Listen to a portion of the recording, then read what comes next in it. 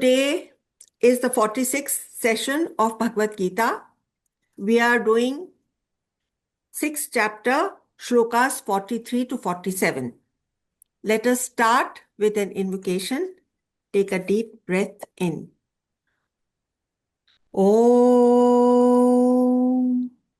Vasudeva Sutan Devam Kansa Chanura Mardanam Devaki Paramadandam Krishnau Vande Jagadgurum Shri Krishnau Vande Jagadgurum.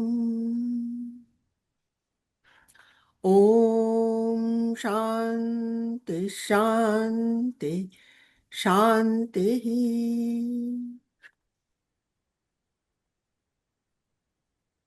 So I wanted to share something interesting which I had been listening to of late. So, from time to time, we come into situations of emergency. That emergency can happen either by a flooding of our mind with emotion or a happening which is like an emergency in our life. So, when the mind gets full of an emotion and wants to get out of control, the mind wants to get out of control. I had asked you to please bring a rubber band and keep it next to you. So I hope that you all have got the rubber band. Otherwise, just imagine that you have worn that rubber band on your wrist. Now, whenever the mind is becoming out of control, you have a quick way of getting back into a state of equanimity. Just take a little pinch of the rubber band, pull it towards you, and let it hit your wrist.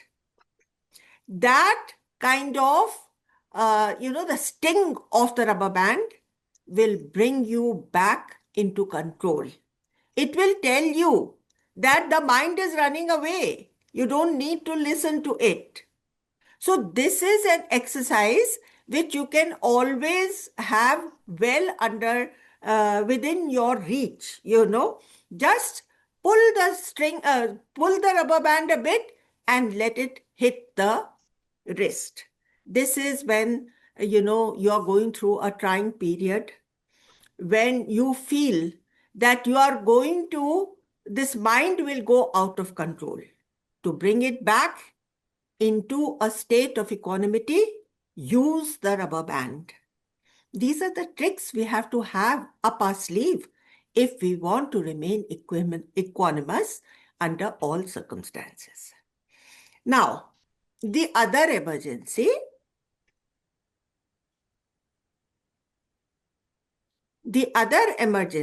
which comes because situations are at such a turmoil state that life has come to a state of emergency. Now, this state of emergency, if you can look at it from a spiritual point of view, it becomes a great opportunity. जैसे doctor ने हमको बोल दिया कि भाई तुम्हारी तो disease एकदम आउट ऑफ कंट्रोल हो गई है और हमारे ख्याल से तुमको 7 दिन और हैं जीने के लिए. अब now this, as soon as you hear this thing, there is no confusion in your mind. You know what exactly you will want to do in all your various spheres. On the social front, who you have to contact, who you have to ask for forgiveness, what else you need to do. On the financial side, what all you need to take care, who all you need. You've got 7 whole days. Normally, we don't even get a moment. We don't know whether we are going to be there the next moment. But here you've got 7 days. And in those 7 days, you also have the advantage of being completely clear in your mind. So this emergency brings about an urgency which leads to emergency. You are very clear in your mind that this is your last life. You want to merge and become one with the divine. And therefore, these 7 days will take you from emergency to urgency and emergency.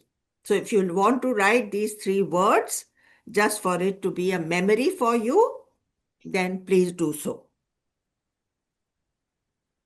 और जो भी घटना हमें ब्रह्म के साथ मर्ज करने में सहायक हो जाती है, वो प्रेरक हो जाती है, वो तो बहुत ही शुभ है।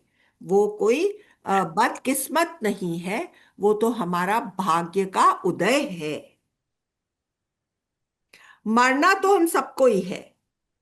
इस तरह सोचें तो इमरजेंसी में हम मर्ज होने के लिए और जल्दी से कदम उठाने लगते हैं। बस ये बात मुझे आपसे शेयर करनी थी। अब हम लोग अपने भगवत गीता पर आ जाते हैं। तो पिछले सेशन में हमने वैराग्य के ऊपर काफी बातचीत करी थी। वह अध्यात्म के रास्ते पर बढ़ने के लिए अति आवश्यक है। जगत के प्रति आकर्षण बना रहेगा तो न ध्यान लग पाएगा और न कर्म योग या भक्ति योग ही सिद्ध हो पाएगा। हम तीनों साधनों से वंचित रह जाएंगे। इस वजह से हमने वैराग्य को बहुत ज्यादा महत्व दिया था। 41 श्लोक में कृष्ण भगवान ने आश्वासन दिया था कि इस मार्ग पर चले हुए को कभी भी हानि नहीं होती। और 42 में उत्तम योगी जो कोई कारणवश मुक्त नहीं हो पाए हैं, उन्हें अच्छे से अच्छे कुलों में जन्म मिलने की संभावना बहुत ही बढ़ करके होती है। अच्छे से अच्छे कुल में उनका जन्म हो जाता है। तो इस एक स्टेटमेंट में कृष्ण भगवान ने माता पिता के प्रभाव की भी बात एकदम साफ साफ हमको बताई है। खास करके देखिए, एक बालक पर माता का कितना अधिक प्रभाव पड़ता है, यह कृष्ण भगवान ने क्लियरली पॉइंट आउट किया है। अब हम लोग 6th चैप्टर का 46th वर्स ले लेते हैं। पहले मैं संस्कृत में पढ़ देती हूँ। तत्र तं बुद्धि संयोगं लभते पौर्वदेहिकं यद ते च ततो भूयः संसिद्धौ कुरु नंदन। तो क्या कह रहे हैं कृष्ण भगवान? वहां पूर्व देह में संचित बुद्धि योग संस्कार प्राप्त करते तथा हे कुरुनंदन वे संसिद्ध होने का यत्न करते हैं। तो मतलब पूर्व जन्म के संस्कार, अब हम लोग के सबके ऊपर जो कुछ भी हमने करा हुआ है उसका असर बहुत ज्यादा होता है। मैं आपको एक एक्सपेरिमेंट याद दिलाती हूँ जिसका जिक्र मैंने पहले करा था। एक जैसे कि देखिए, चूहों पर साइकोलॉजिस्ट एक्सपेरिमेंट करते हैं। तो इस एक चूहे पर क्या एक्सपेरिमेंट करा कि चीज का टुकड़ा कुछ दूरी पर रख दिया। अब जैसे ही वो चीज देख करके उसकी तरफ भागने का करता है, रास्ते में उसको एक इलेक्ट्रिक शॉक मिल जाता है। हर बार चीज की तरफ जाने लगेगा तो उसको इलेक्ट्रिक शॉक लग जाएगा। ये प्रक्रिया कई बार करने के बाद उसके जहन में फिट हो जाती है, फिर वो उसको भूलता नहीं है। और सरप्राइजिंग बात यह है कि खाली इस जन्म में इस एक चूहे को ये बात याद नहीं रहती, 7 पीढ़ियों तक साइकेट्रिस्ट ने देखा कि इस वंशज के लोग उस चीज के पास जाने से कतराते थे। 7 पीढ़ियों तक उसका असर पड़ता है। देखिए, इलेक्ट्रिक शॉक काफी अपने आप को हिट करता है। उस चूहे को इतना गहराई से वो बार बार हिट करा कि उसका सबक ये इतना पक्का हुआ कि 7 जनरेशन्स तक वो संस्कार उसने पास ऑन करा। ये देखिए, इसलिए देखिए माता पिता का बहुत बड़ा रोल होता है। वो माता पिता इसी तरह का गर्भ आकृष्ट करते हैं, है ना। तो यहाँ पर जो भगवान कृष्ण ने उसको याद दिलाया अर्जुन को कि तुम सोचो, तुम कौन से वंश के हो। तुम राजा भरत के वंश के हो, हे कुरु नंदन, कुरु के नंदन, कुरु के पुत्र।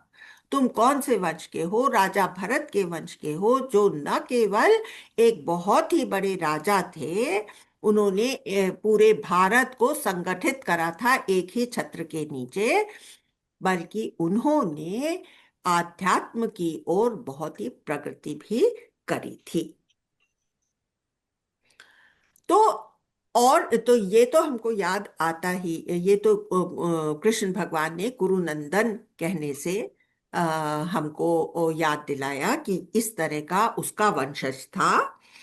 लेकिन हम लोग भी ये पढ़ करके, ये श्लोक पढ़ करके हमको वो सब महान आत्माएं याद आती हैं जिन्होंने अपनी लाइफ में कुछ कर दिखाया है ना।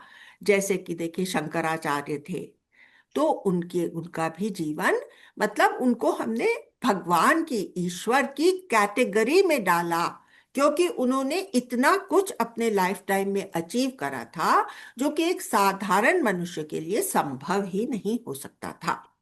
तो वो सब महान आत्माओं को हम याद कर सकते हैं और उनके प्रति हम नतमस्तक होते हुए अपने पथ पर चलते रहेंगे। देखिए, दूसरी बात, कुछ ही सेशंस पहले मैंने आप लोगों को राजा भर्तृहरि की भी कहानी सुनाई थी। तो राजा भर्तृहरि की कहानी में 3 उनकी जीवनियां आ जाती, 3 उनके चरित्र, है ना, जीवन चरित्र। तो क्या हुआ था, वो राजा भर्तृहरि बहुत गहरा वैराग्य आ गया और एकदम से वो अपने बड़े बेटे को सौंप करके राज्य काज, और वो निकल पड़े थे और वो गंडक नदी के सहारे बैठे थे, वो साधना करते थे। फिर वो एक छोटे से हिरण के मोह में पड़ गए और उसके कारण उनकी लाइफ तो है बहुत ही कॉन्वोल्यूटेड हो गई, सो टू स्पीक। अल्टीमेटली जड़ भारत की के जीवन काल में उनको मुक्ति प्राप्त हो गई, है ना। तो देखिए, उनको क्या याद रहा, मुझे दुनिया के जाल में फंसना नहीं है। अब यहां पर देखिए, गीता की खासियत क्या है कि कृष्ण भगवान ने हमको इतना सुंदर उपाय बताया है जिससे कि हम अपना गृहस्थ का सारा काम, सारा कर्तव्य निभाते हुए कर्म फल में आसक्ति अनासक्त हो करके हम अपनी गृहस्थ लाइफ में बहुत ऊंचे उठ सकते हैं। तो देखिए, जो गुरुकुल चलाते थे उनको ऋषि कहा जाता था, वो भी गृहस्थ होते थे और उनका जीवन कितना उत्तम होता था। हम लोग भी ऋषि की तरह से अपने गृहस्थ जीवन में रह सकते हैं। सर्व की भलाई के लिए जो कुछ भी हमसे बन पड़े, उसमें कुछ आउट ऑफ द वे जाकर के करने की जरूरत नहीं है। जो कुछ सहजता से हमारे सामने आ रहा है उसको सर्व की भलाई के लिए इस्तेमाल करें, है ना। तो अब हमको ये नहीं सोचना है कि भैया मेरी तो अभी बहुत सी लाइफ्स बाकी हैं। हमें ये कहाँ मालूम है कि हम क्या क्या साधन करके इस जन्म में आए हैं। हमने भी तो इतने जन्म लिए हो सकते हैं। अच्छा, गुरुदेव एक बार और एक और बात बताते हैं। गुरुदेव के आर्ट ऑफ लिविंग के जितने भी भजन हैं, उसमें दुर्गा का, राधा कृष्ण, इन सब का नाम है। गुरुदेव ने कहा कि तुम सब ने इतने जन्म लिए हैं, और उसमें कोई ना कोई जन्म में तुमने बहुत बड़ी बड़ी साधनाएं भी करी होंगी। जब जब तुम इन महान आत्माओं का नाम लेते हो, जब जब तुम इन दैवी पुरुषों का नाम लेते हो, वो सारे संस्कार तुम्हारे जाग सकते हैं। इसलिए इस तरह के भजन हमको जरूर हमारे कानों पर पड़ने चाहिए, हमको सुनना चाहिए, उसमें मस्त हो जाना चाहिए। कब कौन सा एक शब्द हमको हमारे पुराने संस्कारों को ट्रिगर ऑफ कर सके, और हम आध्यात्म के कदम पर 4 कदम और आगे बढ़ जाएं। कब वो अपना रंग दिखाना शुरू करते। ठीक है, अब हम लोग 44th वर्स कर देते हैं। पहले मैं अ, संस्कृत में पढ़ देती हूँ। पूर्वाभ्यासेन सेन तेनैव ह्यते ह्य ह्यवशोऽपि सः। पूर्वाभ्यासेन तेनैव ह्रियते ह्यवशोऽपि सः। जिज्ञासुरपि योगस्य शब्द ब्रह्माति वर्तते। इसका मतलब है, वह अवश्य, मतलब जो गर्भ, अब जो नया शिशु पैदा हुआ है, वह अवश्य उसके वश में नहीं होता। वो पूर्व अभ्यास प्रेरे योग की ओर आकृष्ट होते, योगी जिज्ञासु जगत लांग शब्द ब्रह्म अपवर्ग पहुंच जाते। वह अवश्य पूर्व अभ्यास प्रेरे योग की ओर आकृष्ट होते, योगी जिज्ञासु जगत लांग शब्द ब्रह्म अपवर्ग पहुंच जाते। तो शब्द ब्रह्म से मतलब क्या है? वेदों का ज्ञान। तो वेदों की के ज्ञान की तरफ, उपनिषदों की तरफ इस तरह का जिज्ञासु खिंचा चला आता है, क्योंकि वो उसके पूर्व संस्कार के से प्रेरित होकर इस तरफ उसका झुकाव हो ही जाता है। और फिर वो क्या करता है? उन लोकों में पहुंच जाते हैं जहां से फिर लौट के नहीं आते। मतलब अपने देहांत के बाद वो उन लोकों में पहुंच जाएंगे। और ये लाइफ वो कैसे बिताएंगे? ये लाइफ वो इसी इन्हीं शास्त्रों के अध्ययन में, भक्ति में, इस तरफ ही उसका झुकाव रहेगा। ये सब हमको बहुत ही सांत्वना देने के शब्द कृष्ण भगवान ने कहे, और बता दिया कि इस तरफ किया हुआ थोड़ा सा भी प्रयत्न वेस्ट नहीं जाता। हम्म। तो देखिए, मैं एक्चुअली पहले तो मैं आपको ये बताना चाहती हूँ कि देखिए, गुरुदेव तो बचपन से ही वो एक अलौकिक, एक दिव्य शक्ति लेकर के आए थे, और उनको मालूम था कि आगे उनका क्या जीवन होने वाला है। हमने ये सुना हुआ है कि गुरुदेव कहते थे कि अरे, मैं तो अब्रॉड जाऊंगा, क्योंकि वहां पर बहुत लोग मेरा इंतजार कर रहे हैं। मैं कितनी बार अब्रॉड हो आया हूं। तो उनके माता पिता कहते थे, भैया तुम कब गए थे अब्रॉड? तुम क्यों ऐसी बात बोल रहे हो? तुम ये सब क्या बोल रहे हो? तो उनका, नहीं, मैं गया हुआ हूं, मेरे वहां पर बहुत लोग मेरा इंतजार कर रहे हैं। तो हमने ये देखा, खास करके हम लोग जिस छत्र छाया में हैं, वहां पर हमको ये सब बातें नजर आ रही हैं जो कृष्ण भगवान ने बताई।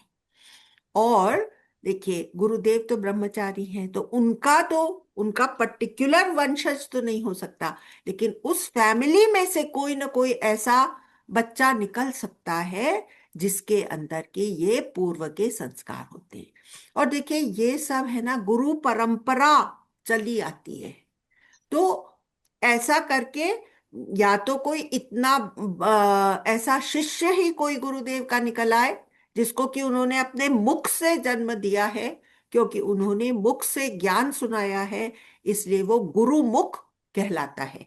जो ऐसा, जैसे लहना था इनका, है ना, अम, गुरु गुरु गो सिखों के गुरु जो है ना, मेन गुरु, बोलिए ना कोई तो। गुरु नानक, गुरु गुरु नानक, नानक। गुरु नानक। गुरु नानक।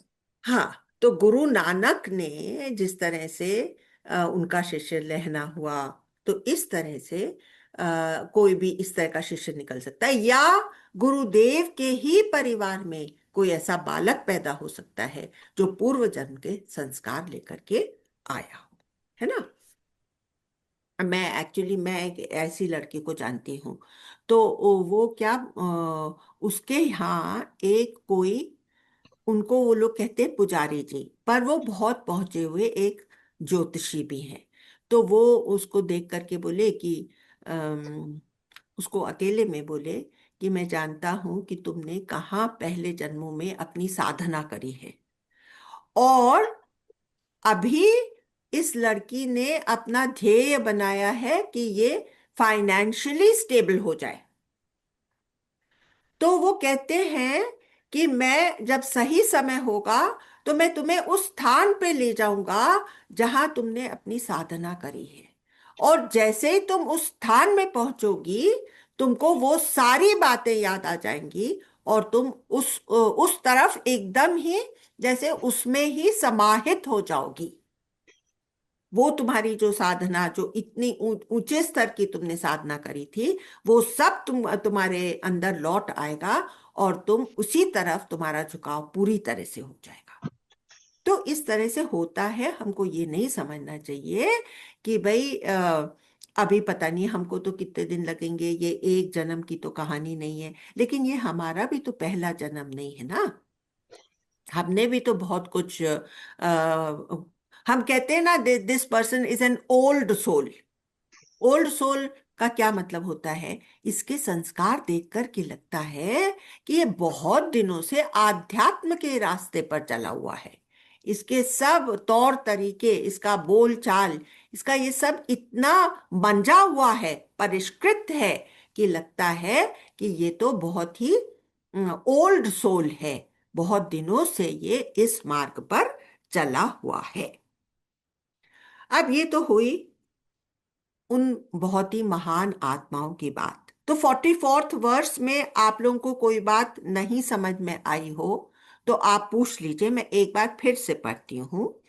वह अवश्य पूर्व अभ्यास प्रेरे, पहले करी हुई प्रैक्टिसेस से इंस्पायर्ड होकर योग की ओर आकृष्ट होता है।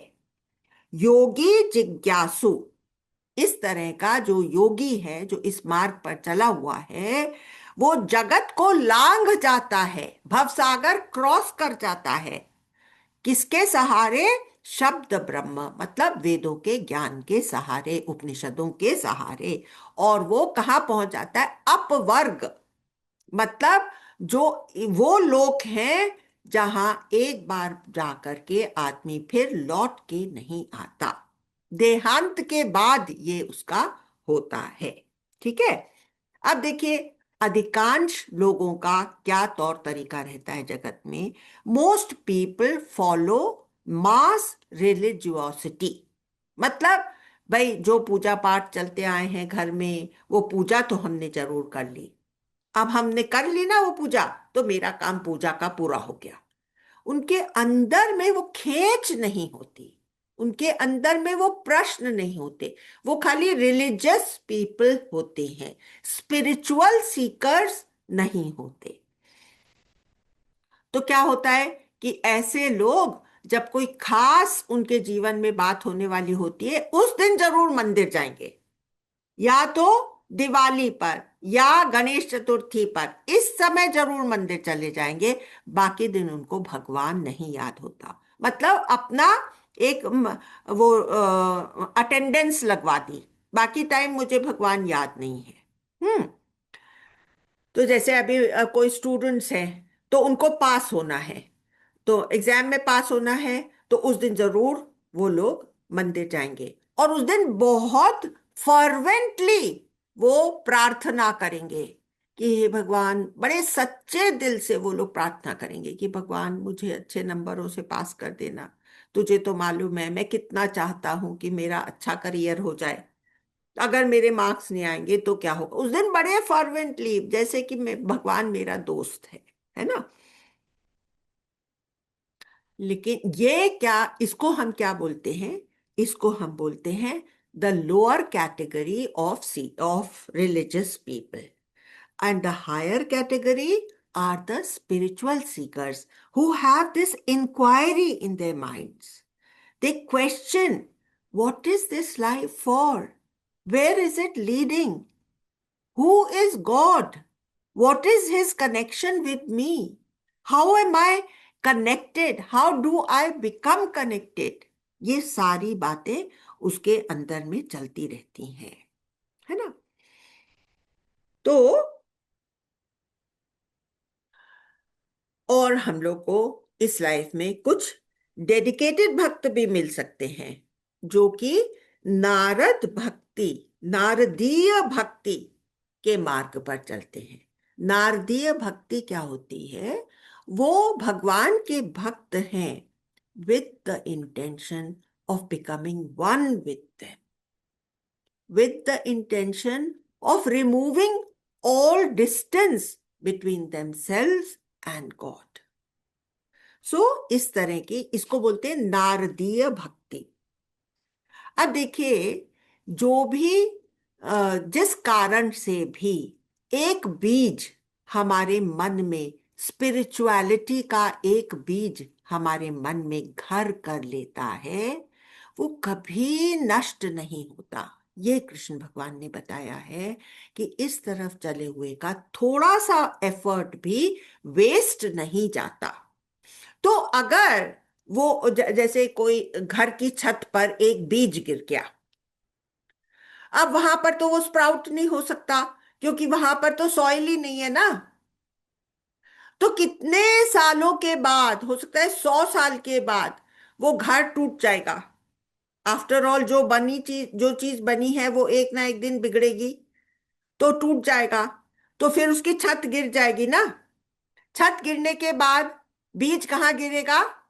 वो बीज मिट्टी में गिर जाएगा। अब उसको करेक्ट एनवायरनमेंट मिल गया पनपने के लिए, बढ़ने के लिए, है ना। तो वो वहां स्प्राउट होने लगेगा। कहने का मतलब है कि आम बीज जो होते हैं वो तो उनकी लाइफ इतनी लंबी नहीं होती, लेकिन स्पिरिचुअल बीज की लाइफ इतनी लंबी होती है कि वो कभी भी नष्ट ही नहीं होता। इसलिए कृष्ण भगवान ने हमको बहुत सांत्वना दी है कि देख, तेरी कोई भी, तेरा एफर्ट वेस्ट नहीं जाएगा। तू जरूर इस मार्ग पर कदम रख और आगे बढ़। अब हम 45th वर्स ले लेते हैं।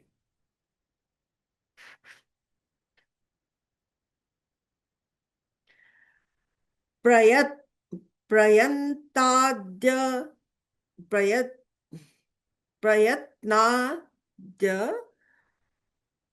मानस्तु प्रयत्नातद्यमानस्तु योगी संशुद्ध किल्बिषः अनेक जन्म संसिद्धस्ततो याति परांगतिम्।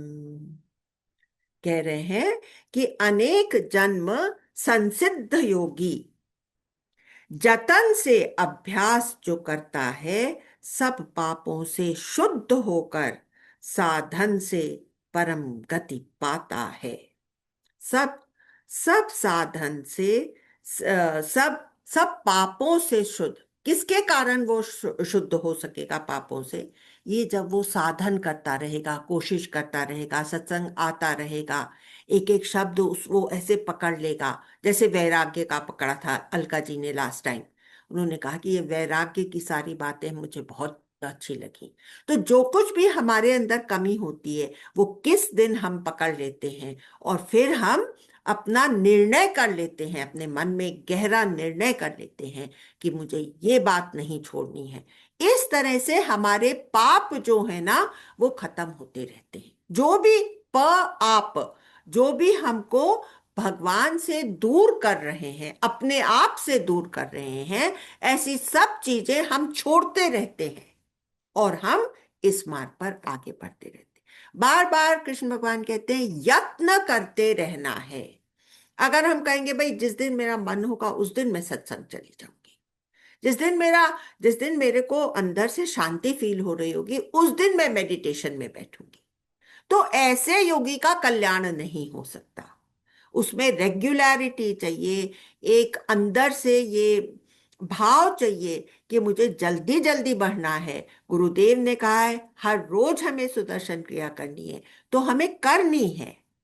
तो इस तरह से चलते चलते हमारा कल्याण हो जाता है। तो वो कहते हैं कि एक जो स्पिरिचुअल सीकर होता है वो कन्वेंशनल वर्शिपर से बहुत अधिक उत्तम होता है, क्योंकि वो भगवान की भक्ति भी इसलिए करता है क्योंकि उसे भगवान ही चाहिए। नहीं तो भगवान को याद करेंगे, 10 सांसारिक चीजों के लिए भगवान को याद करेंगे, लेकिन भगवान के लिए ही याद करना ये एक स्पिरिचुअल सीकर करता है। तो such a person ultimately realizes his true nature. What is his true nature? It is oneness with the divine. It is equal to knowing the essence of the divine.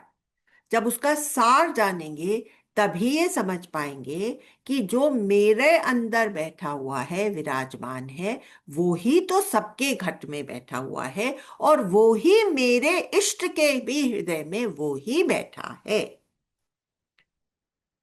यह सब करते रहने से कब वह क्षण आ जाए जब हमें सेल्फ रियलाइजेशन हो जाए, कहा ही नहीं जा सकता। इसकी संभावना बहुत बढ़ जाती है। कई जन्मों से करते आए हो, कब फलीभूत हो जाएगा, कहाँ पर वो फलीभूत हो जाएगा।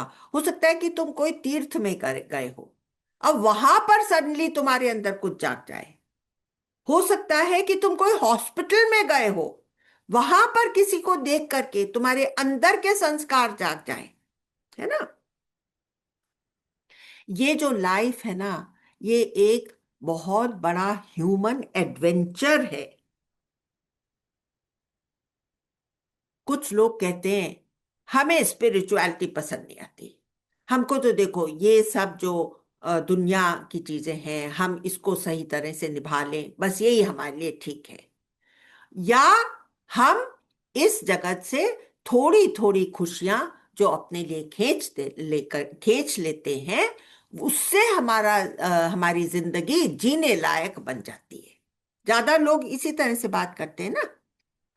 लेकिन जब वो दुनियावी चीजों के लिए भाग रहे होते हैं, असल में उनकी खोज यही स्पिरिचुअलिटी की होती है। वो अपने लिए सुख ढूंढ रहे हैं, बस खाली भटक गए हैं। उनको मालूम नहीं है कि संसार से सुख ढूंढना ऐसा है जैसे कि एक शीशे में आपको एक बढ़िया एप्पल की तस्वीर दिख रही है, खाली रिफ्लेक्शन दिख रहा है। अब आप उसकी तरफ जाते हैं और आप वो उठाने की कोशिश करते हैं, ना तो आपके हाथ कुछ आता है, ना उसका टेस्ट ही आप ले पाते हैं, क्योंकि रिफ्लेक्शन में तो कुछ है ही नहीं।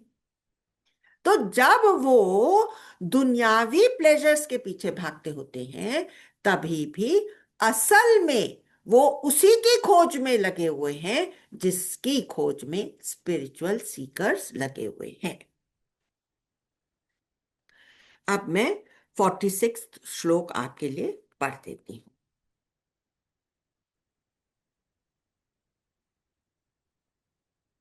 तपस्विभ्योऽधिको योगी ज्ञानिभ्योऽपि मतोऽधिकः कर्मिभ्यश्चाधिको योगी तस्माद्योगी भवार्जुन। तो क्या कह रहे हैं कि तपस्वियों से योगी उत्तम, ज्ञानियों से भी योगी उत्तम, कर्मियों से भी योगी उत्तम।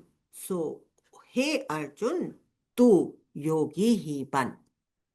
सबसे ज्यादा उत्तम कृष्ण भगवान की नजरों में एक यत्नशील स्पिरिचुअल साधक है, ये वो कह रहे हैं। अब कैसे?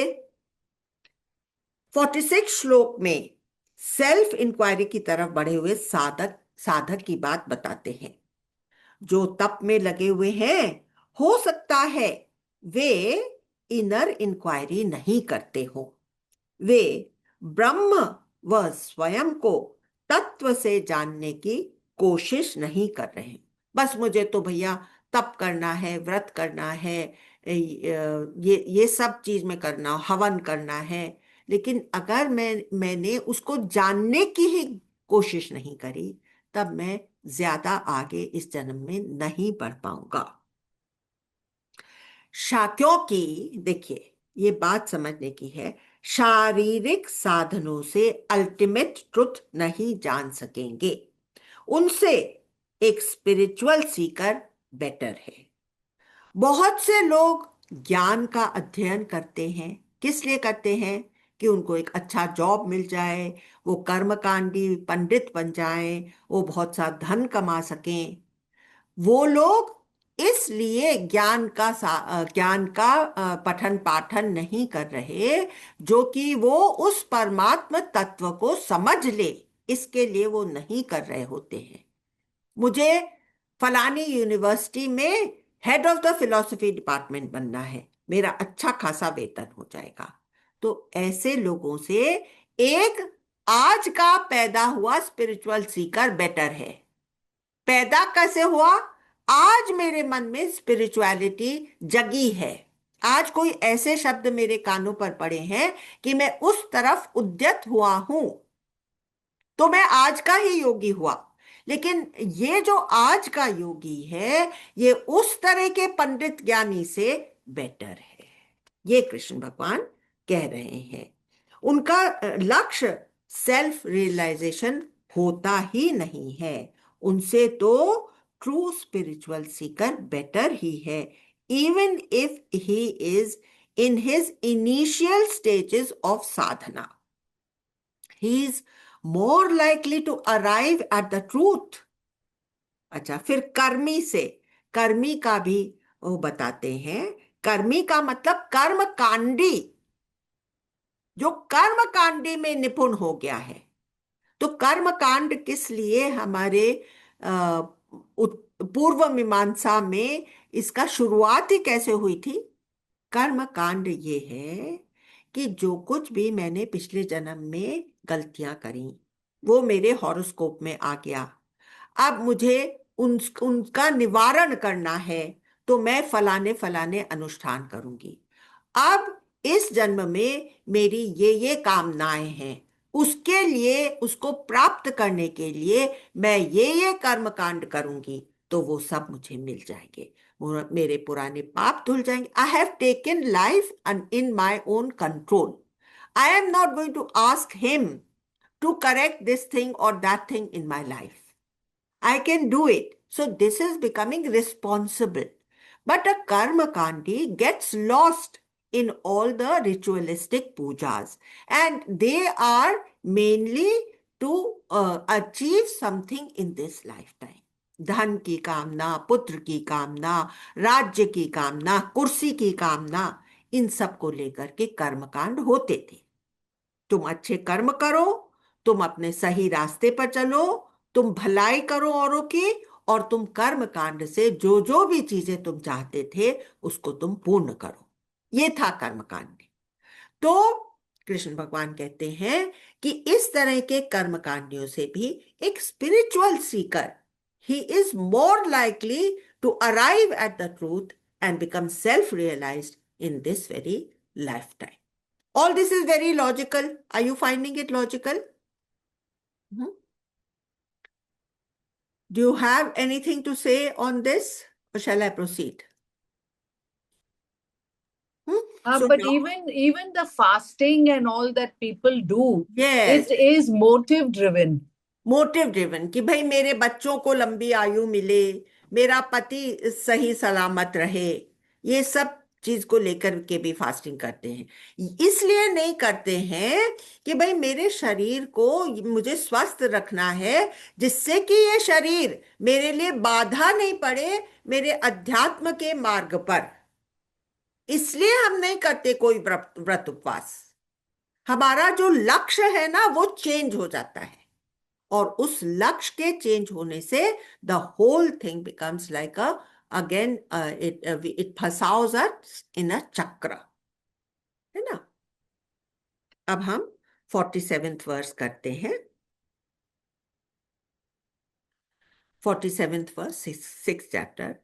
योगिनामपि सर्वेषां मद्गतेनान्तरात्मना गतेनान्तरात्मना श्रद्धावान् भजते यो मां समे युक्त तमो मतः। फिर से पढ़ती हूँ। योगिनामपि सर्वेषां मद्गतेनान्तरात्मना श्रद्धावान् भजते यो मां समे युक्त तमो मतः। तो क्या कह रहे हैं कृष्ण भगवान? संपूर्ण योगियों में वह जो अंतर आत्मा के परायण है, श्रद्धा से मुझको भजता है, वह परम श्रेष्ठ मुझे मान्य है। यहाँ पर जब कृष्ण भगवान कहते हैं मुझको भजता है, तो क्या वो अपने 6 फुट के इस देह के बारे में बात कर रहे हैं, या वो तत्व के बारे में बात कर रहे हैं? तो उनको भजना मतलब तत्व से जुड़ करके एक हो जाने की तरफ जो प्रयत्न करता है, जो उसके भाव में से जुड़ा रहता है, उस तत्व के भाव से जो एक रहता है, जिसको हर समय ये दिखाई देता है कि कण कण में वो ही तो है। Even in the empty space what is there but ब्रह्म। Through the empty state all the emails are coming to at us, the radio waves are being caught, through this they travel. This whole space is filled with God. It is alive, it is sentient. That is why it can convey. If there was nothing, how would the radio waves have traveled? How would our emails have gone from one place to the other? Just think about it. Don't look upon empty space as shunya. It is filled with that God. It is filled with sentience. It is Chaitanya itself. Whether it is empty or it is showing up as a form, it is only that one Satta. There is nothing else but Brahma, which is filled in this whole thing.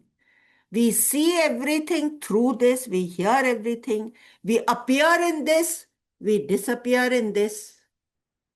एक बड़ी अच्छी कहानी कल सुनी थी कि वो अकबर बीरबल की कहानी।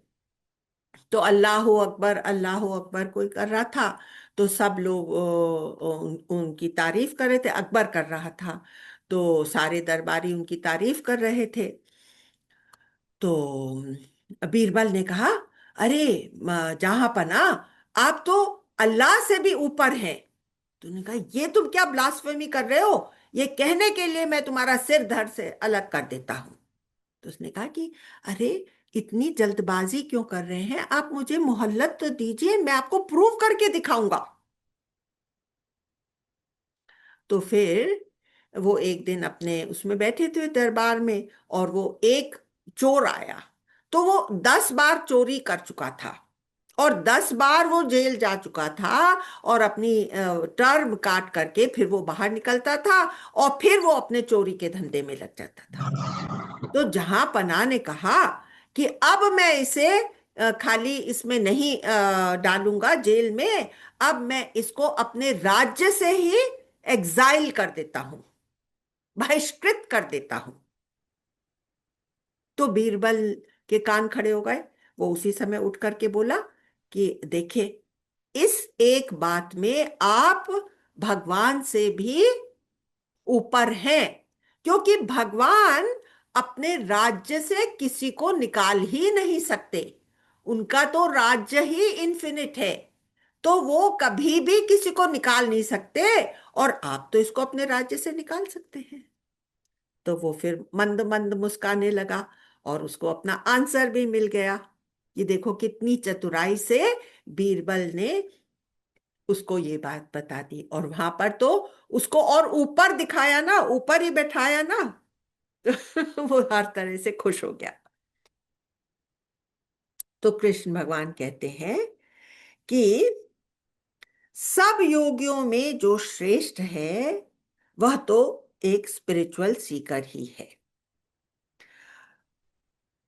और वो जो स्पिरिचुअल सीकर है वो ईश्वर में गहरी श्रद्धा भी रखता है। एक परम सत्ता है जिसके हुक्म में सब चल रहा है। याद रहे, वह अभी साधक है, परमात्मा में गहरा विश्वास है। तो वो इस मार्ग पर चलते चलते उसके लिए यह मार्ग सरल हो जाएगा। वो पॉजिटिव रहकर कदम कदम रखकर बढ़ता जाएगा, और अपना लक्ष्य प्राप्त कर लेगा। तो अर्जुन का तो देखिए, वैसे ही कृष्ण भगवान में पूरा विश्वास, श्रद्धा, सखा भाव, सब कुछ अर्जुन में ऑलरेडी था। इसके लिए उसके पॉइंट ऑफ व्यू से देखा जाए तो उसके लिए बहुत आसान था कृष्ण कृष्ण में परम श्रद्धा रखना। श्रद्धा के बिना हुए इस मार्ग पर हम आगे नहीं बढ़ सकते।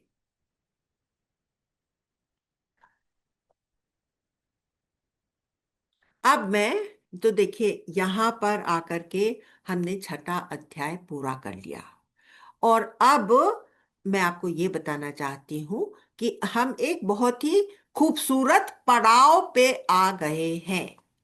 कुछ ज्ञान वेत्ताओं का कहना है कि पूरी गीता को 3 भागों में विभाजित किया जा सकता है। पहला भाग फ्रॉम चैप्टर 1 टू चैप्टर 6, जो आज हमने कंप्लीट करा। तो ये ज्ञानवेत्ता कहते हैं कि ये पहले 6 चैप्टर्स में हमें ये पूरी गीता में हमें एक बात सिखाई है, तत्वम असि। पहले 6 चैप्टर्स में त्वम, तुम क्या हो, ये कृष्ण भगवान ने बताया। हे अर्जुन, तुम क्या हो? तुम आत्मा हो। ये बात कितनी तरह से कृष्ण भगवान ने बताई। तुम देह नहीं हो, ये देह मरता है, तुम नहीं मरते हो, तुम अजर अमर हो, तुम क्या हो, इसकी पूरी जानकारी कृष्ण भगवान ने फर्स्ट 6 चैप्टर्स में दी। नेक्स्ट नेक्स्ट तत्वम, तत् क्या है? तो तत् के बारे में, वो जो डिवाइन सत्ता है वो क्या है? तो आप देखिए, 7th से लेकर के 12th चैप्टर्स तक उसके बारे में, अपनी विभूतियों के बारे में, एक अवतार के बारे में, वो सब बातें कृष्ण भगवान ने बताई हैं नेक्स्ट 6 चैप्टर्स में। That is chapter 7 to chapter 12, तत् के बारे में बताया। त्वम पहले हो गया, तत् नेक्स्ट 6 चैप्टर्स में हो गया। अब लास्ट 6 चैप्टर्स में उन्होंने ये बताया कि how we can merge our individual identity with the तत्व। यह विस्तार करा है। यहां पर उन्होंने गहरी समझ 3 गुणों के बारे में खोली है। 3 गुणों के माध्यम से हमको बहुत कुछ समझाने की कोशिश करी है कि देखो, तुम उसके साथ क्यों नहीं आइडेंटिफाई होते हो, बिकॉज ऑफ योर 3 गुणास। तो तुम त्रिगुणातीत हो करके उसके साथ ऑलरेडी मर्ज्ड हो। ये बात लास्ट के 6 चैप्टर्स में खोल खोल करके कृष्ण भगवान ने बताई है। तो कैसे यह बीएमआई प्रकृति के द्वारा संचालित है, प्रकृति उसका सब कुछ करती है, और तुम क्या हो, तुम साक्षी स्वरूप हो, प्रकृति से परे हो। तुम्हारा साक्षी और ब्रह्म एक ही तत्व है। अब ये हमको एक बहुत ही इंटरेस्टिंग पॉइंट पे लाए हैं, जहां हम वो बात फिर से आप लोगों के लिए रिवाइज करवा सकती हूं मैं, कि कैसे जगत जगत अभी हम कहाँ खड़े हैं, हम जगत में खड़े हैं, और हमको ये मालूम है कि ये जगत है और मैं हूं। यहां हम अभी खड़े हैं। ये हमारा फर्स्ट स्टेप है। इसके बाद मैं आपको 7 स्टेप्स, 6 स्टेप्स और गिनवाऊंगी, जिससे कि आप जहां अभी खड़े हैं वहां से आप ब्रह्म में लीन हो जाएंगे।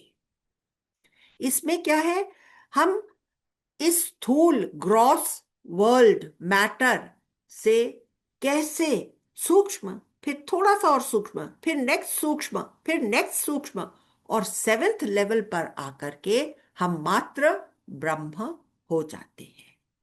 ठीक है? तो आपको बताऊं, आपका मन है ये सुनने का?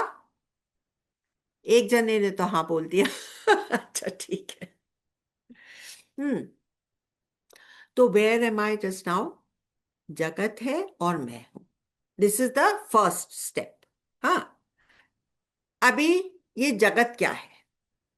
तो आप पद्माजीत जी से या आप लोग किसी से भी मैं पूछूंगी, तो आप लोग क्या कहेंगे? It is a play of elements, the 5 elements, पंच महाभूतों का खेल है ना? पंच महाभूतों का खेल है या कुछ और है, बताइए। पंच महाभूतों का खेल है। अब पंच महाभूतों को क्या बोलते हैं? ज्ञानी लोग बोलते हैं ये प्रपंच, पूरे जगत को प्रपंच बता देते हैं। और प्रपंच का बोलचाल की भाषा में एक और मीनिंग होता है कि भाई मुझे इस प्रपंच में पढ़ना ही नहीं है। बोलते हैं ना कि भैया वो उनका प्रपंच वो जाने, मैं नहीं इसमें पढ़ना चाहती, है ना? तो जो भी उलझने आती हैं उसको भी हम लोग प्रपंच बोल देते हैं। एनीवे, अभी हम लोग सेकेंड लेवल पर हैं, जब हम कहते हैं कि ये पंच महाभूतों का खेल है। नेक्स्ट स्टेप लिख लीजिए, पंच महाभूतों का खेल।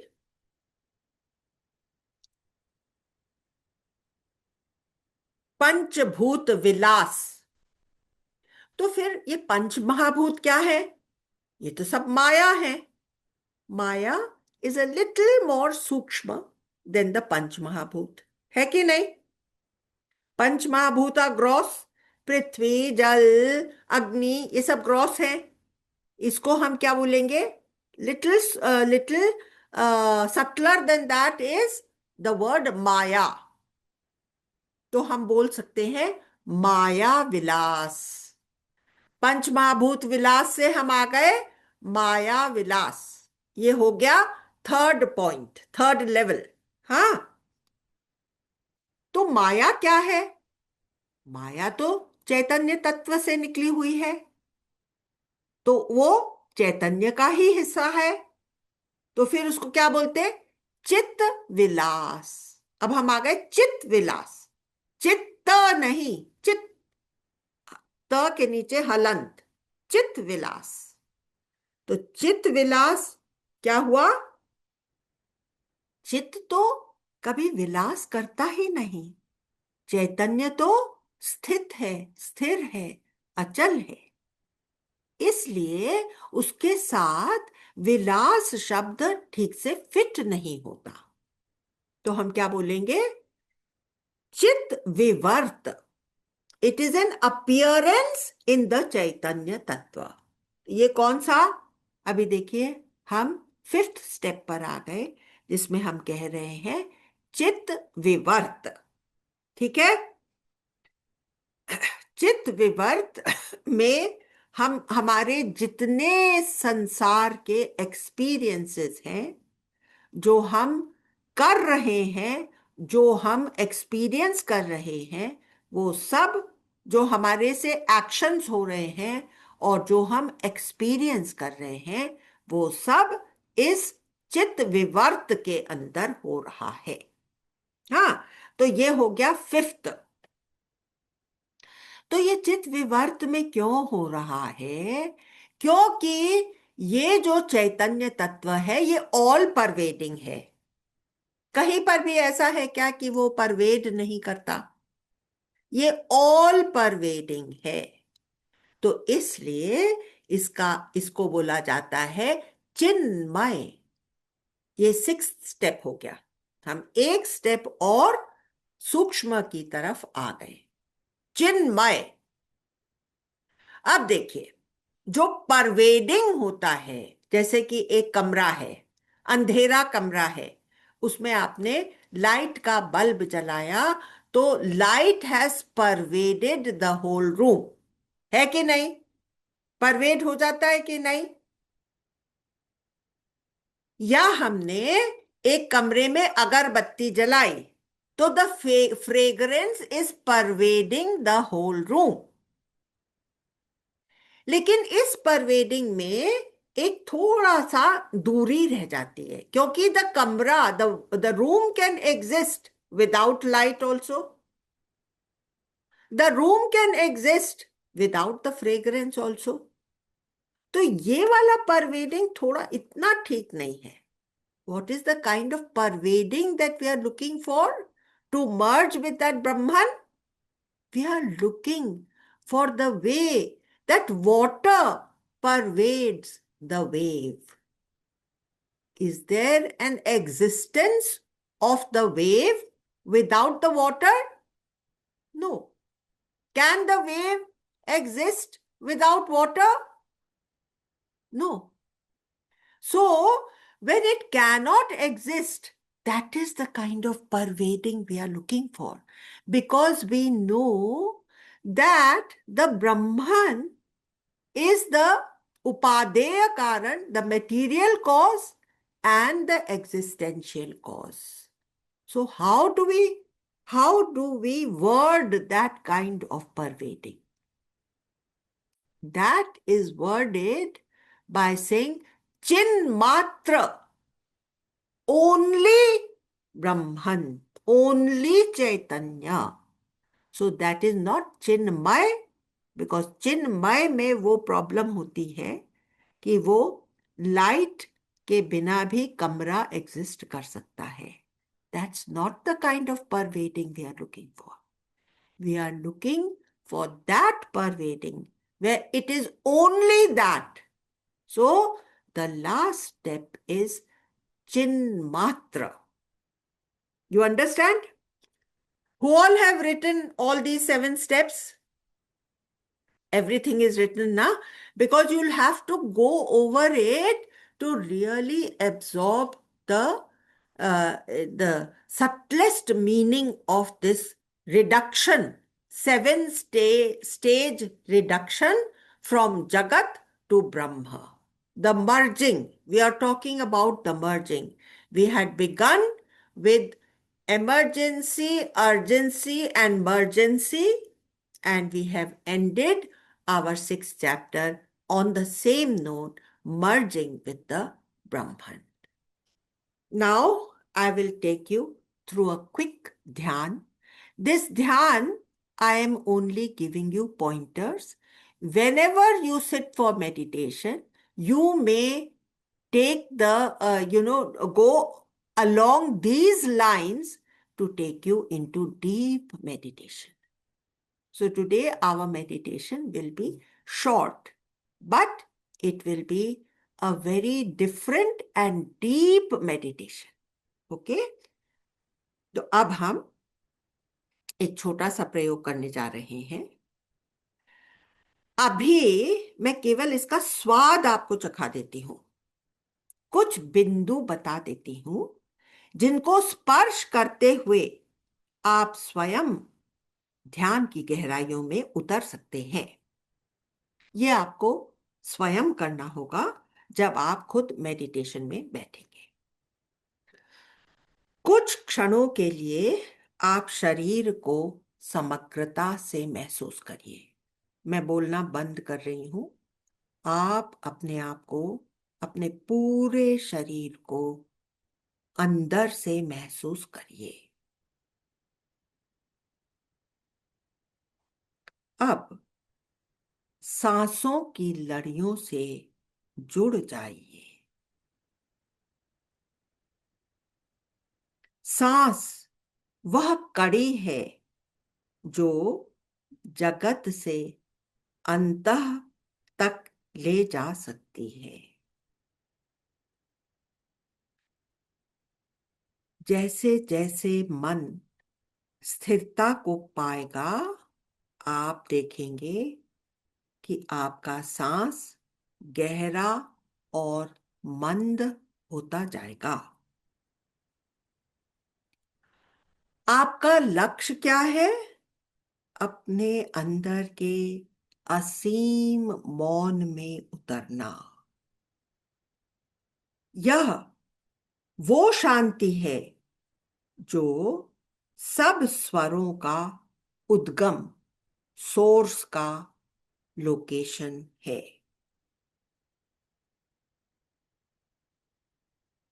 शायद आपके बदन में एक हल्की सी सिहरन दौड़ जाएगी. आप अब आज्ञा चक्र को अनुभव करिए. शायद कुछ लोग ऑटोमेटिकली आज्ञा के फोकस में आ गए होंगे. इस समय आप बहुत शांति महसूस कर रहे हैं और हो सकता है आपको ब्रह्मांड में व्याप्त गूंज सुनाई दे रही होगी, जो कि आपकी तुर्या अवस्था है. अब आप जागृत, स्वप्न और सुषुप्ति के अंडरलाइंग करंट को अनुभव कर रहे हैं. आप अपनी तुर्या अवस्था में हैं. आप उस ब्रह्म को स्पर्श कर रहे हैं जो दिशा और काल के परे है. इस समय हो सकता है आपको नीली, बैंगनी या सफेद लाइट दिख सकती है. इन अनुभवों को पकड़कर नहीं रखना है. अपने अंतः की गहराइयों को पूर्णता से महसूस करिए.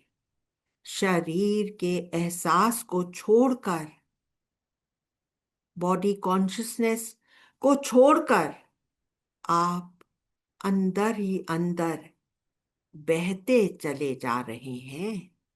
जैसे एक सरिता सागर से मिलने को नेचुरली प्रवाहित होती है. कोई खींच नहीं है, स्वतः प्रवाह है. बस उस तरफ बह रही है, दौड़ रही है। आपको हल्कापन अनुभव होगा, जैसे आसमान में उड़ रहे हैं। शरीर प्रकृति का अंग था जिसे आपने छोड़ दिया है। आप साक्षी में, अपने चैतन्य स्वरूप में स्थित हैं। इस जगत में आपने दोनों रोल निभाए हैं, पर आपकी असलियत यह शून्य है, जो असल में महापूर्ण है।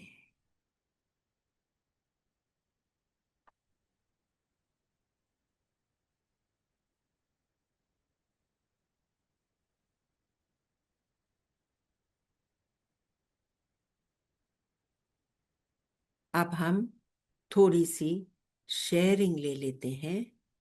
जिसका भी भाव हो वो प्लीज कुछ थोड़ा सा अपने बारे में बताएं।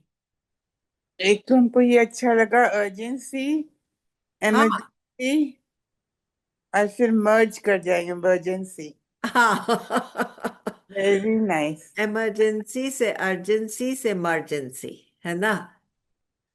तो emergency is never a negative thing that is happening to you. हाँ It can take you to the highest. हाँ। ना? और वो बीज का भी अच्छा था कि बीज कभी ना हाँ, कभी, चाहे वो मट्टी नहीं हो, पर जब टाइम आएगा तो मिट्टी के पास पहुंच के फिर वापस so पेड़ बन beautiful, जाएगा। Alka ji. So nice. That you sat through the whole thing. It was very Yes, nice. yes. Thank you. Okay. Yes, Amnaji.